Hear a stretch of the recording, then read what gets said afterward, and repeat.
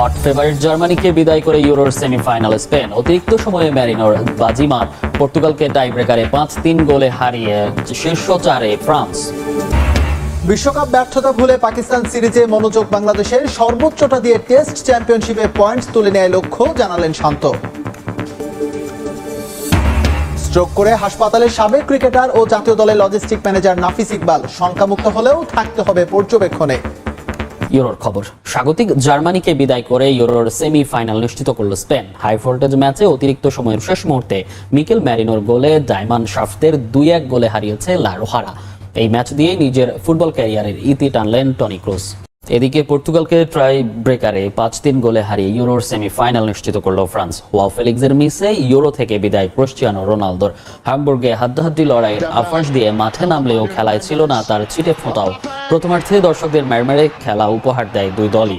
উল্লেখযোগ্য কোনো আক্রমণ করতে পারেনি কেউই। দ্বিতীয়ার্ধে ম্যাচের জীবন ফেরে নিজেদের ঘুচিয়ে নিয়ে আক্রমণ যায় পর্তুগাল। ম্যাচের 63 মিনিটে ভীতিহার শট ঠেকিয়ে দেন ফ্রান্সের গোলরক্ষক মাইকান। রক্ষণ সামলে আক্রমণে যায় ফরাসিরাও, তবে গোলের দেখা পায়নি লেস ব্লুজ। নির্ধারিত 90 মিনিটে ম্যাচের কোনো ফলাফল না আসায় খেলা গড়ায় অতিরিক্ত সময়। সেখানেও গোল করতে ব্যর্থ হয় দুদল। টাই ব্রেকারে নির্ধারিত হয় ম্যাচ ভাগ্য।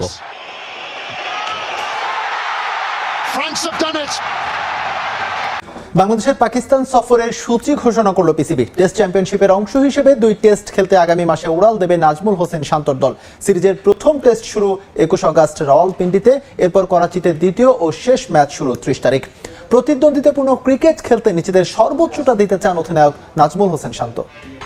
ঘরের মাঠে পাকিস্তানের ক্রিকেট ক্যালেন্ডার শুরু হবে বাংলাদেশ সিরিজ দিয়ে। সাধারণত তীব্র গরমের কারণে আগস্টে কোনো হোম সিরিজ খেলে না মেন ইন গ্রিন, সংখ্যা থাকে বৃষ্টিরও। তবে এবার ব্যতিক্রমী সিদ্ধান্ত নিয়ে এমন প্রতিকূল কন্ডিশনে বাংলাদেশকে আতিথেয়তা দেওয়ার সিদ্ধান্ত নিয়েছে পাকিস্তান।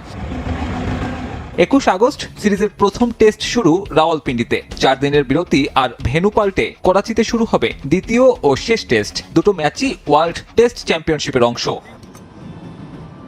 2020 সালে শেষবার পাকিস্তান সফরে গিয়েছিল বাংলাদেশ। অবশ্য করোনা ভাইরাসের প্রাদুর্ভাব শুরু হয়ে যাওয়ায় সেবার এক টেস্ট খেলেই দেশে ফিরে আসতে বাধ্য হয় টিম রেড অ্যান্ড গ্রিন। যদিও ফেরার আগে টি-20 আর টেস্ট সবগুলো ম্যাচেই লড়াই ছাড়া হারে বাংলাদেশ। প্রতিকূল কন্ডিশন আর প্রতিপক্ষের শক্তিমত্তা বিবেচনায় অনুমিতভাবেই কঠিন পরীক্ষার অপেক্ষায় বাংলাদেশ। বাস্তবতা মেনে তাই নিজেদের সেরা ক্রিকেট খেলার বিকল্প দেখছেন না টাইগার অধিনায়ক। আইসিসি ওয়ার্ল্ড টেস্ট চ্যাম্পিয়নশিপে অংশ নিতে দল হিসেবে আমরা পাকিস্তানে ফিরতে মুখিয়ে আছি। পাকিস্তানে খেলা সবসময় চ্যালেঞ্জিং, তবে রোমাঞ্চকর ব্যাপারও।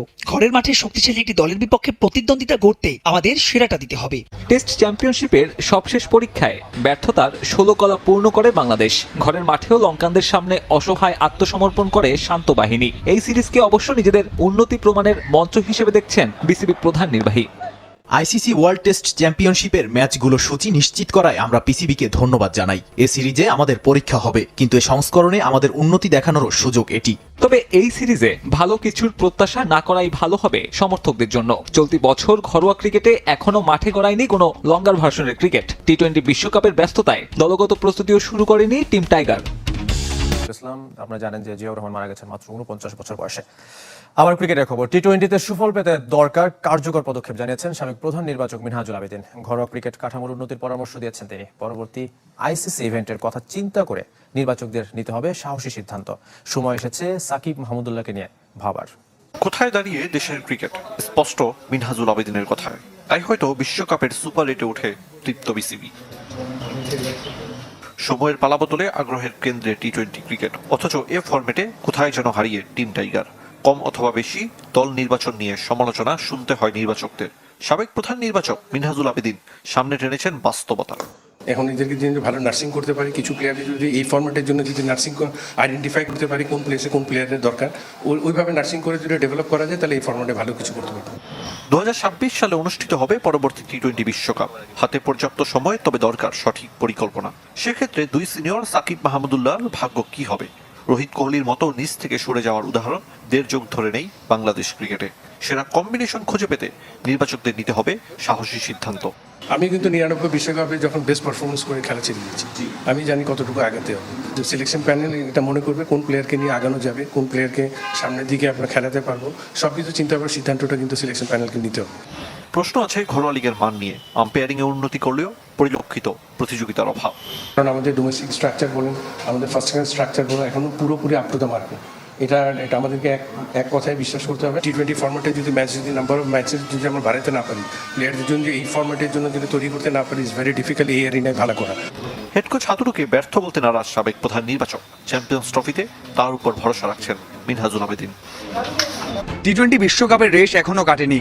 বোর্ড সভা থেকে শুরু করে সব জায়গাতেই যেন শান্ত সাকিবদের ব্যর্থতা আর মানসিকতা নিয়ে আলোচনা।